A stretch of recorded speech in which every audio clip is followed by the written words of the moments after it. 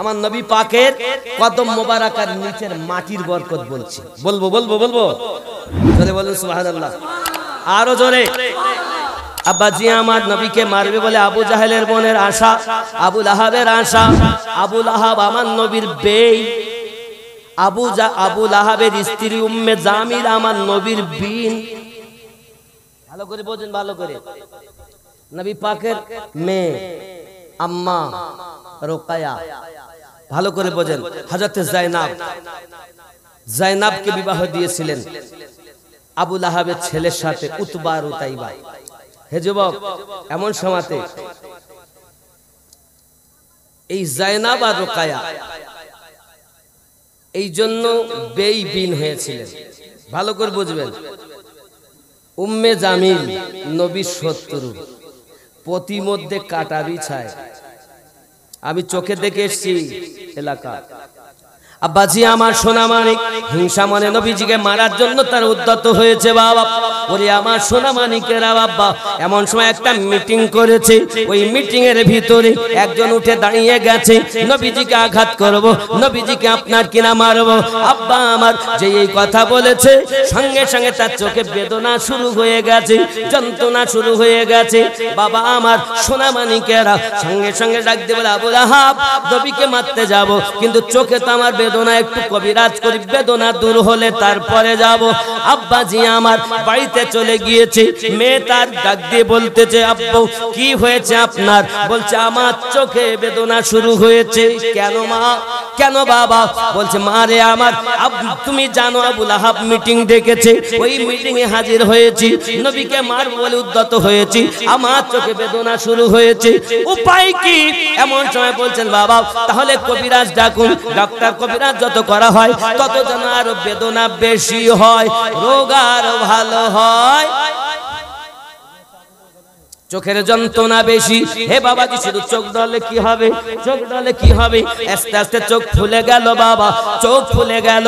রাতের ঘুম হারাম হয়ে গেছে, খাওয়া তো বন্ধ হয়ে গেছে। আমার নবী পাক কদম মোবারকার ধুলো মোবারকার পাওয়ার বলবো। আমিনুদ্দিন তো দূরের কথা, রাহমাতুল লিল আলামিনের পাওয়ার দেখো। আমিনুদ্দিন তো আমার নবী তো দূরের কথা, নবীওয়ালা আল্লাহর ওলিদের দরবারের কুত্তার সমাতুল্য আমি হতে পারিনি রে বন্ধু। হে যুবকেরা, চেষ্টা করি ওলি আল্লাহর গোলামিতে যদি আমার জীবন যায়, একবার যদি ওলি আল্লাহ আমাকে কবুল করে আমার গোলাম, এটাই আমার জীবনের শ্রেষ্ঠ পাওনা। চাঁদ তুমি বলে দাও আমার নবী জি কোথায়?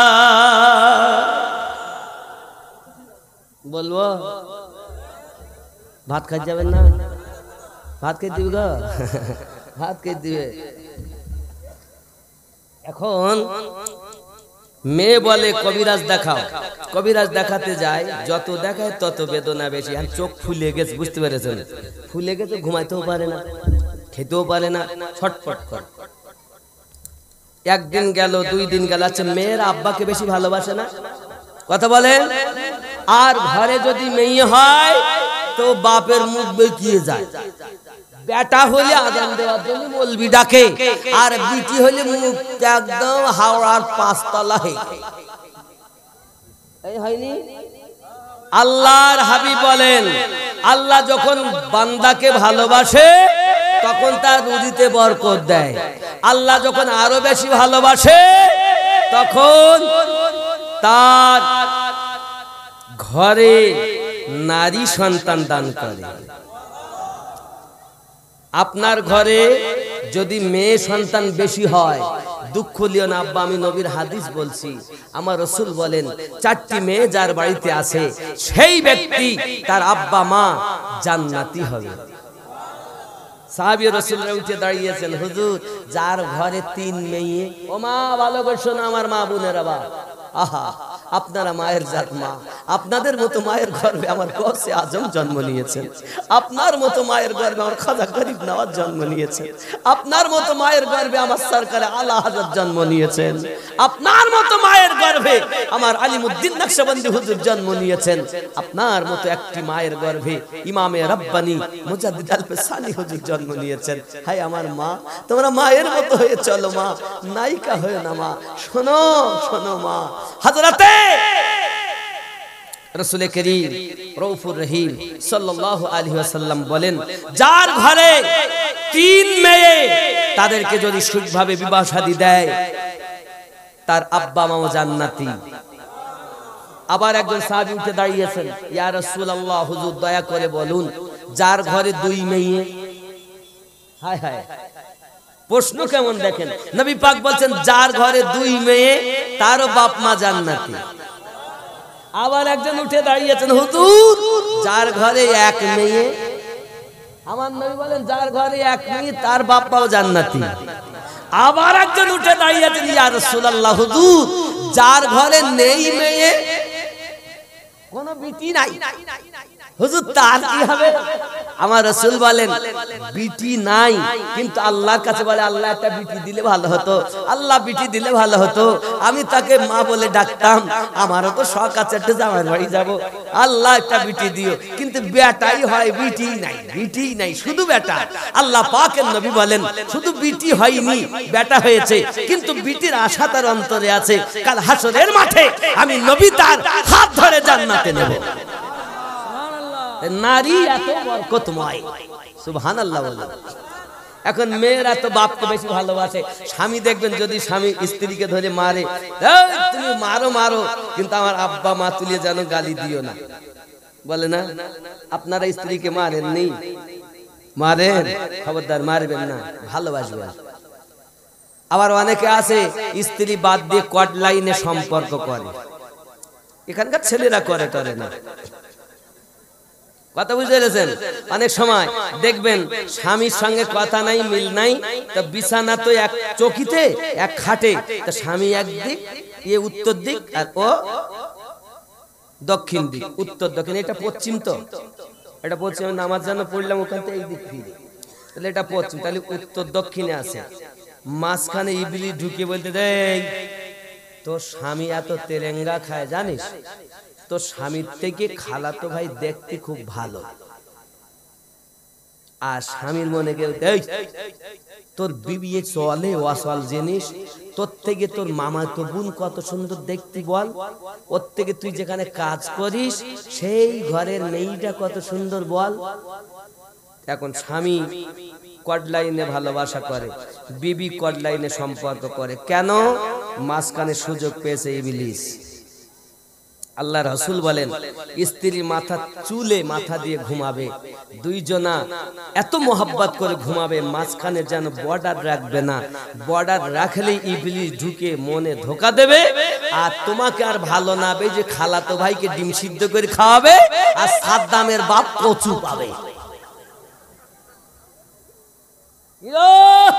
এখানকার মায়েরা ভালো, আজকে ওর যেহেতু জলসা, তাহলে আজ খালাতো ভাই, মামাতো ভাই, জামাই, বিটি, বেই, বিন, অভাব নাই, কত ডিম দিল খালাতো ভাইকে, কিন্তু সাদ্দামের আব্বা একটা ডিম পেল না। যদি কারো নাম হয় রাগ করো না, জানো যে আমারই বললো মৌলবি, আমি না মা, এটাকে উপমা দিয়ে বললাম, জননী রাগ করো না। মায়েরা বাপকে কতটা ভালোবাসে দেখেন, মেয়েরা কত ভালোবাসে। আব্বু আপনার অপরাধ কি? বলে রাসূলকে মারতে যাচ্ছিলাম। ঠিক আছে, বাপকে রেখে সোজা চলে গেছে। আমার নবী পাকের দরবারে যাইয়া আসসালাতু ওয়াসসালামু আলাইকা ইয়া রাসূলুল্লাহ, আসসালাতু ওয়াসসালামু আলাইকা ইয়া নবী আল্লাহ, হুজুর আমি আপনার দরবারে হাজিরি দিয়েছি শুধু একটি মাত্র কারণ, আমার পিতা আপনাকে মারার জন্য উদ্যত হয়েছে, তার চোখে বেদনা শুরু হয়েছে, ডাক্তার কবিরাজ যত দেখায় তত যেন আরো রোগটা বেশি হয়, যন্ত্রণা বেশি হয়। আজ 3 দিন হয়ে গেল আমার আব্বা খাওয়া দাওয়া করে না, আমার আব্বা ঘুমাতে পারে না, দয়া করে আমার আব্বার একটু কোনো ব্যবস্থা করুন। আপনার আমার নবী সাল্লাল্লাহু আলাইহি ওয়াসাল্লাম নিজের কদম মোবারকার এক টুকরা মাটি উঠিয়ে ওই মেয়েটাকে দিয়ে বললেন, যা মা বাড়ি যা, আর এই মাটিগুলো নিয়ে তোর আব্বার চোখে বুলিয়ে নিবি। এবার মেয়েটা তো বাড়ি গেছে, গিয়াটা ন্যাকড়াতে করে গুলো বাঁধা। এখন নিয়ে আব্বা কইছে, আব্বা আমি ডাক্তারের কাছে গেলাম, একটু ওষুধ নিয়ে এসেছি। কই মা কই, দে কত ওষুধ দিলাম, কোনো কাজ হয়নি। এখন ওই ধুলাবালিগুলো, ওই ধুলাগুলো নিয়ে আমার বাপের চোখে এমন করে বুলিয়ে দিয়েছে, আর যেই বুলিয়েছে আর ফোলা কমিয়ে গেছে, যন্ত্রণা ভালো হয়ে গেছে, চোখ চকচক করছে। সঙ্গে সঙ্গে মা এটা কোন ডাক্তারের ওষুধ মা? এক কুলিতি কাজ। এক কুলিতি কাজ মানে বোঝেন? দেখেন, শুধু বলে স্বামী ধরি ধরি মারে, তো হুজুর একটা তাবিজ করি দেন, দিন মোটে কাজ হয় না, তাবিজ করে দেন, স্বামী ধরি মারে। ঠিক আছে, একটা তাবিজ করে দে, শোনো এই পানি পড়িয়ে দিচ্ছি এক গ্লাস, এটা নিয়ে যাবা, নিয়ে বাড়ি, তোমার স্বামী তো নাঙ্গল চড়ছে মাঠে খাটে, বাড়ি আসে এসে মারে, তো গরু ঠ্যাঙানো লাঠি দিয়ে মারে, বাড়িতে গিয়ে সমস্ত কাজ করবা, চারা কাটবে, ঘর গহিল গোছাবা, ঘর বাড়ি গোছাবা, একটা গামছা আর লুঙ্গি আর তেলের বোতল রেখে তুমি এক কুলি পানি নিয়ে দরজার কাছে দাঁড়াবা। স্বামী যত সময় গোসল না করি এসে যত সময় ভাত না গালে দেবে, তত সময় যেন তুমি পানি খেলিয়ে মরি যাবা, ফেলি দিলে কাজ হবে না।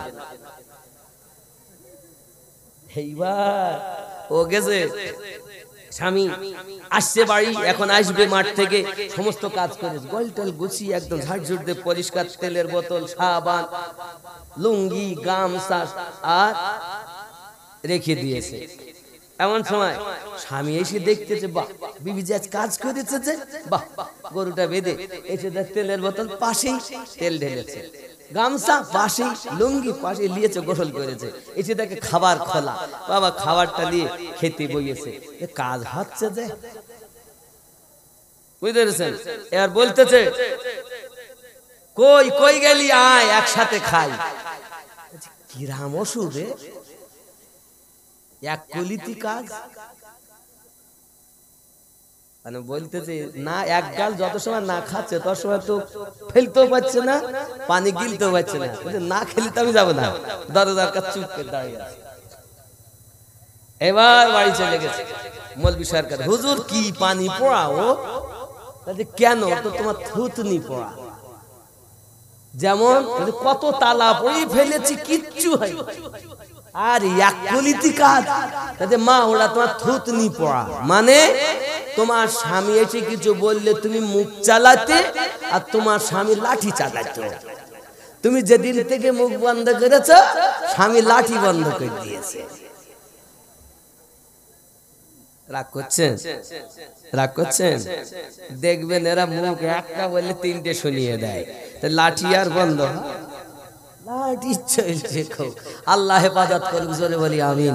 আব্বাজি আমার, এমন সময়তে আয় আমার মা, তুমি বলো কোথা থেকে এনেছো, কোন ডাক্তারের ওষুধ? ও আমার পিতা, ডাক্তারের নাম শুনতে হবে না, শুধুমাত্র এতটুকু আপনি ভালো হয়েছেন, আমি দেখে বড় খুশি হয়েছি। খাওয়া দাওয়া করুন, আরাম করুন, একটু ঘুমিয়ে যান, নামা নাও। আমি তো এত রোগে ভুগি, 3 দিন ধরে ভুগতেছি, আমার রোগ নির্ণয় হলো না। ডাক্তারকে একবার আমাকে বলো, ডাক্তারের পরিচয় দাও। না পিতা বলা যাবে না। একদিন গেল, নাম বলে না।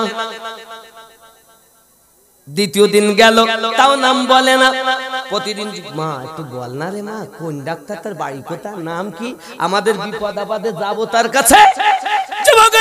কোন মতেই নাম বলতে চায় না বাবা। বলে আমার সোনা মানিকেরা, নাম যখন বলতে চায় না, এমন করে একদিন তার পিতা বলছে, মা আমার, জানিস তোর মা তো বেঁচে নাই, মানে আমার স্ত্রী নাই, তুই শুধুমাত্র একা। মা একবার বল না রে, ওই কবিরাজটাকে, ডক্টরটাকে, যার ওষুধে এমন পাওয়ার।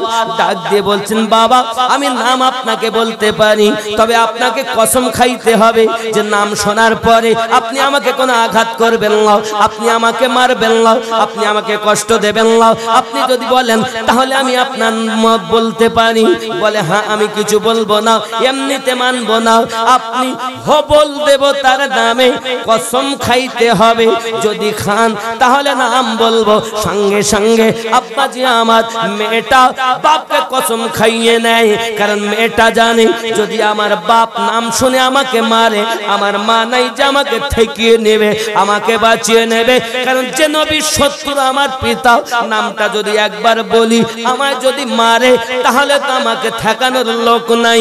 মেয়েটা নাম বলতে চায় না, বাপ নাসর। হে যুবকেরা আমার, হঠাৎ করে কসম যখন খেয়েছি, মা বলো আমি মারবো না, ধরবো না, কিছুই বলবো না, একবার কবিরাজের নাম বলো। সঙ্গে সঙ্গে মেয়েটা বলতেছে আব্বুজি, আবু লাহাবের কথা শুনি যে নবীকে মারতে উদ্যত হয়েছেন, ওই নবী মুহাম্মদুর রাসূলুল্লাহ সাল্লাল্লাহু আলাইহি ওয়াসাল্লামের কদমের নিচের এক মুষ্টি মাটি আমি দিয়েছিলাম নবীর কাছে। আপনার কষ্ট আমার সহ্য হয় না, আপনার বেদনা আমার সহ্য হয় না, আমি যাইয়া বলেছি ওগো দরুদি নবী গো, আপনাকে মারার জন্য আমার পিতা উদ্যত হয়েছে, যার কারণে চোখে বেদনা, চোখটা ফুলে গেছে। আব্বুজি আপনি আয় আমার দয়াল নবী, আপনি যদি একটু দয়া করেন, একটু যদি দয়া করেন, আমার পিতা হয়তো সুস্থ হতে পারে। আল্লাহর হাবিব কদম মোবারকের নিচে এক মুষ্টি মাটি আমাকে দিয়ে চোখে বুলিয়ে নিতে বলেছে। ওই মাটি এনে আপনার চোখে বুলিয়েছি গো পিতা, ওই মাটির বরকতে আপনার ফোলা চোখ, বেদনাদায়ক চোখ মাটির বরকতে ভালো হয়েছে। আমিনউদ্দিনের কাজ হবে না, আর রহমাতুল লিল আলামিন দিলে মিস হবে না। ওই নবীকে যদি কি আমাদের মতো বলে তো মিললে যায়। ও যুবক আমার, সোনা মানিকেরা, এমনি সময় করলো কি জানেন? বাবা আমার বাপ বাঘের মতো ফুলতেছে মারবে বলি, কিন্তু কসম করিস তো, কসম খাওয়া আছে, মারতেও পারে না, মারলে তো কসম ভেঙে যায়, অসুবিধা আছে। কি বুঝলেন? এখন বাপ চিন্তা করে তাহলে করবো কি, এ তো সহ্য হয় না আমার। এখন মেয়েটা থরথর করে কাঁপে, বাপ বাঘের মতো গর্জন করে, মারতে পারি না, কসম খাইয়েছিস। হে মা, তুই যদি আমাকে কসম না খাওয়াতিস আমি তোকে মেরে ষাট করে দিতাম। রাগ তো নবীর প্রতি কম না, হিংসা তো কম না। আব্বা আমার এমন সময় বাপ করলো কি, বাড়ির ভিতরে গেল, তীর আর ধনুক আনে, বলে যে চোখে নবী পাকের কদমের নিচের মাটি লেগেছে ওই চোখে আমি দেখতে চাই না, চোখ অন্ধ হয়ে থাকবো তাও ভালো। রাগের জ্বালা বাড়ির মধ্যে গেল, যাওয়ার পরে আপনার তীর আর ধনুক এনে নিজে নিজেই এবার ধরেছে, ধরে চোখে মারতে, চোখে কানা হয়ে থাকবে, কানা হিংসা বলি কথা। এখন চোখে যখন মারে বন্ধু, চোখে মারে, ফোটে বিদে না, মানে হোকে না, স্লিপ টানে, আবার মারে, আবার স্লিপ টানে, আবার মারে, আবার স্লিপ টানে। যত স্লিপ হয় তত চোখের জ্যোতি বৃদ্ধি পায়, যত স্লিপ হয় তত বৃদ্ধি পায়, যত স্লিপ হয় তত বৃদ্ধি পায়। একটা আওয়াজ কানে শুনতে পায়, রে আল্লাহর বান্দা, রাসূলুল্লাহর কদম মোবারকাত, ধুলা মোবারকাত চোখে লেগেছে। দুনিয়ার তীর তো দূরের কথা, ওই চোখটাকে জাহান্নামও জ্বালাতে পারবে না। একবার নয় দুইবার নয়, 7 বার যখন নিজের চোখে তীর মেরেছে বাবা, তীর যখন ঢুকাতে পারলো না, তার শুধু স্লিপের চোখের জ্যোতি পরিষ্কার হয়নি, অন্তরের ময়লাও পরিষ্কার হয়ে গেছে। সঙ্গে সঙ্গে বলে মারে, এমন মানুষের কদম মোবারকার মাটি এনে আমার চোখে দিলি, আমার চোখে আমি তীর ঢুকাতে পারি না রে মা, চল না রে চল, ওই নবীর কাছে যাইয়া কালেমা পড়ে ইসলামে গ্রহণ করব। জোরে বলে আমার নবী তলোয়ার দিয়ে ইসলাম প্রচার করেন রে বন্ধু। আমার নবী পাকের ব্যবহার, আমার রাসূল পাকের কদম মোবারক, আমার নবী পাকের এত মুজিজা, আমার নবী পাকের ইখলাক মোবারকা দেখে দুশমন পর্যন্ত কালেমা পড়ে ইসলামের ছায়া তলে আশ্রয় নিয়েছে। তোমরা বলো তলোয়ার দিয়ে ইসলাম প্রচার, আমি বলি হ্যাঁ তলোয়ার দিয়ে, তবে এটা জবাই করা মানুষ মারা তলোয়ার নয়, এটা হলো প্রেমের তলোয়ার। নবী প্রেম দিয়ে ইসলাম প্রচার করেছেন, জোরে কন্যা সুবহানাল্লাহ। আবাজি আমার সোনা মানিকের মেয়ে বলে আমি লইয়া যাইতে পারি সাথে নবীর দরবারে, তবে আসামির মতো লইব। কি আসামি? আসামি মানে আমার আপনার হাত দুটি কি পিছনে বাঁধবো, কারণ গ্যারান্টি নাই যদি আমার কাছে বাহানা করে নবীকে কিছু বলে, বিশ্বাস নাই। হে যুবক, বাপের মন এত পরিষ্কার হয়েছে আবু লাহাবের কথা শুনে আমি এতদিন যে নবীর হিংসা করেছি, আহারে তার কদম মোবারকের ধুলা মোবারকের এত পাওয়ার, আপনি আমার নবীকে চিনছেন না বাবা, আপনি আপনার নবীকে চিনছেন না। এই দুনিয়ায় যখন আমার নবী আগমন করেছেন, হে বাবাজি আমার, উনি এসে আল্লাহর দরবারে হাত পেতে বলছেন আল্লাহুম্মা গফির লি ইয়া হাবলি উম্মতি, আল্লাহ আমার উম্মত গুনাহগার, আপনি মাফ করে দিন। কখনো গারে হীরায় নবী কেঁদেছেন আমাদের জন্য, কখনো গারে সুরে আপনার আমার নবী আমাদের জন্য কেঁদেছেন। 63টা বছর আমার নবী পাক ছেলে মেয়ের পাগল ছিলেন না, টাকা পয়সার পাগল ছিলেন না, নবী ছিলেন আমার উম্মতেরই পাগল। সব সময় একটি চিন্তা ছিল, আল্লাহ আমার উম্মতের উপায় কি হবে। হে নবীর উম্মত, আর তুমি চাঙ্গাডাঙ্গার গ্রামে বসবাস করো, দূর দূরান্তে বসবাস করো, তোমাদের কদমে আমার আরজি, দুনিয়ায় সবকে ভালোবাসুন আর সবার থেকে বেশি আমার নবীকে ভালোবাসুন। নবী পাকের প্রেমের কথা যখন আসবে, ছেলে স্থান পাবে না, মেয়ে স্থান পাবে না, বিবি স্থান পাবে না, মা বাপ স্থান পাবে না, সকলের ঊর্ধ্বের ভালোবাসা আমার নবীর ভালোবাসা। ঠিক নি? ঠিক না? এ যুবক, আজকের মাহফিল থেকে তওবা করুন আর জীবনে ভুল করবেন। আজকের মাহফিল থেকে নামাজ ধরুন, আজকের মাহফিল থেকে সুদ বন্ধ করুন, আজকের মাহফিল থেকে লোকের ফাঁকি দেওয়া বন্ধ করুন। সকালবেলা উঠবেন আর মায়ের হাতে চুমা দিয়ে কাজে যাবেন, কর্মে যাবেন, ব্যবসায় যাবেন, দোকানে যাবেন, যেখানে যাবেন, মা আব্বা যদি বেঁচে থাকে, আব্বা মায়ের হাতে চুমা দিয়ে তারপরে বার হবেন। বলুন ইনশাআল্লাহ। মা ভাত পায় না, আছে না? মায়ের হাতে চুমা দিবেন, বাপের হাতে চুমা দিবেন, তারপরে যাবেন। যত রকম মুসিবত হোক দেখবেন দূর হয়ে যাবে। হ্যাঁ, মায়ের হাতে চুমু দিতে ভাল লাগে না? বিবিকে চুমা খেতে ভাল লাগে? হ্যাঁ, মাকে চুমা দাও, জান্নাতে চৌখাটে চুমা দেওয়া সওয়াব পাবে। জোরে বলুন, মায়ের কদমে চুমা দাও, আব্বার কদমে চুমা দাও। আল্লাহ ছাড়া অন্য কাউকে সেজদা করা হারাম, কদম বুসি করা 1000 বার জায়েজ। জোরে বলো। আব্বা আমার আমিনুদ্দিন এসে, তা আমিনুদ্দিন হাত ধরে চুমা খাচ্ছে, মার হাতে চুমা দিয়েছো কখনো? 786 লাগাও রে মোবাইল নাম্বার, ধরবে রে মা দিনার সেন্টার। জোরে হবে। 786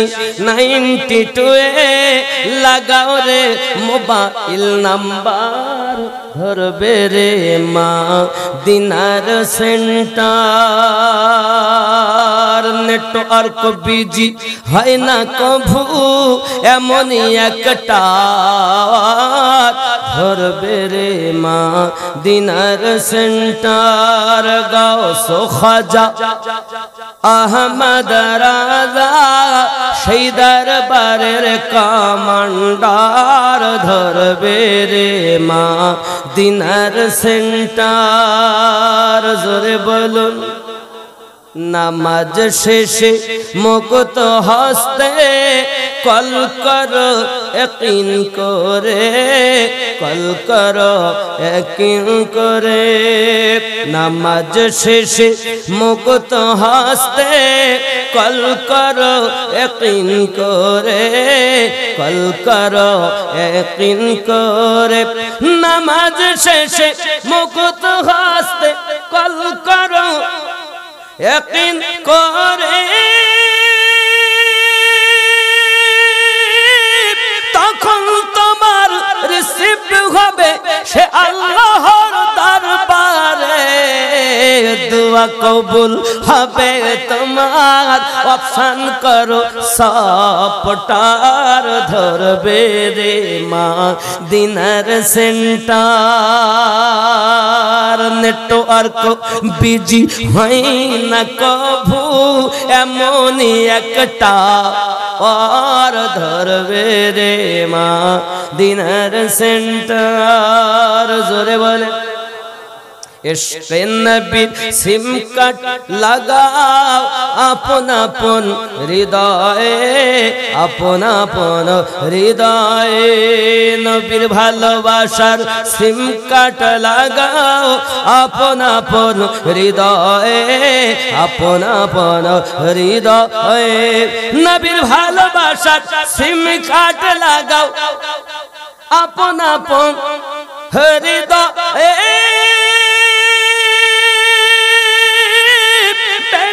তোমার শেষ হবে না থাকবে সব সময় দরুদ পড়ে রিসার্চ করো দারুন নবী পাকের অফার ধরবে রে মা দিনার সেন্টার নেটওয়ার্ক হয় না কভু এমনই একটা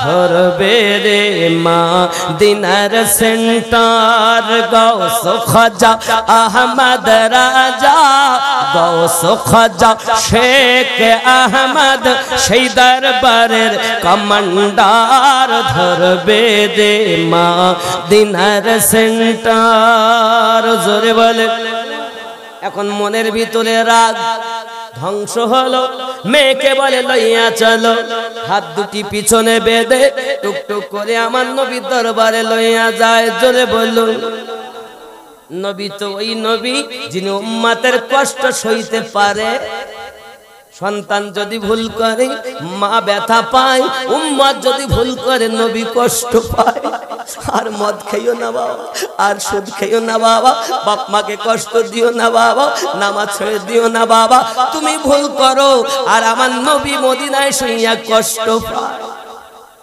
নবীকে কষ্ট দেয় কখনো নবীওয়ালা হইতে পারে না নবীওয়ালা তিনি নবীকে জানের থেকে বেশি ভালোবাসে যিনি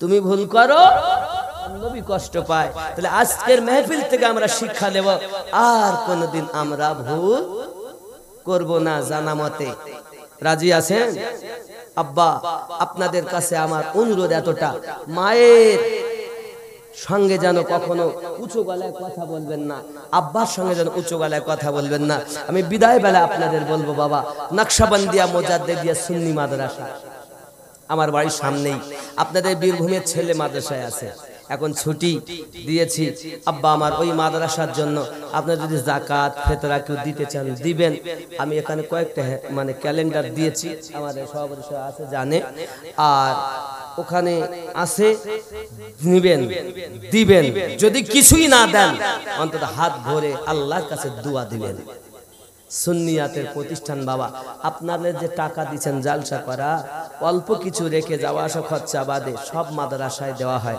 আব্বা আমার সুন্নিয়াতের খেদমতের জন্য আমি বেশি দিন বাঁচবো না বাবা, দাড়ি সাদা হয়ে গেছে, তবে মাদ্রাসা আমার লয়। আমি হয়তো এখন সামনে, আপনারা পিছনে থাকবেন।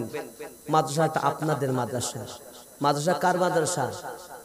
নবীর মাদ্রাসা। কার মাদ্রাসা? আর আপনারা কার? নবী। তাহলে মাদ্রাসা আমার না আপনাদের? নবীওয়ালা যারা মাদ্রাসার মালিক তারা, ठीक की ना। देखे के जिसको जी नहीं भरता शहर मदीना ऐसा है, जोरे बोलो। देख के जिसको जी नहीं भरता शहर मदीना ऐसा है, आँखों को जो ठंडक बख्शे, आँखों को जो ठंडक बख्शे, गुंबद खुदरा ऐसा है। देख के जिसको जी नहीं भरता शहर मदीना ऐसा है, जोरे बोलो। मैं भी चूम के आज आया हूँ उन महकती गलियों को, मैं भी चूम के आज आया हूँ उन महकती गलियों को। जो कुछ देखा उन गलियों में, जो कुछ देखा उन गलियों में, कहीं न देखा ऐसा है। देख के जिसको जी नहीं भरता शहर मदीना ऐसा है, आँखों को जो ठंडक बख्शे, गुंबद खुदरा ऐसा है, जोरे बोलो। मिंबर पाक रसूल भी देखा, देखा खास मुसल्ला भी। मिंबर पाक रसूल भी देखा, देखा खास मुसल्ला भी। हरम शरीफ का हर मंजर ही, हरम शरीफ का हर मंजर ही नजर में जचता ऐसा है। देख कि जिसको जी नहीं भरता शहर मदीना ऐसा है।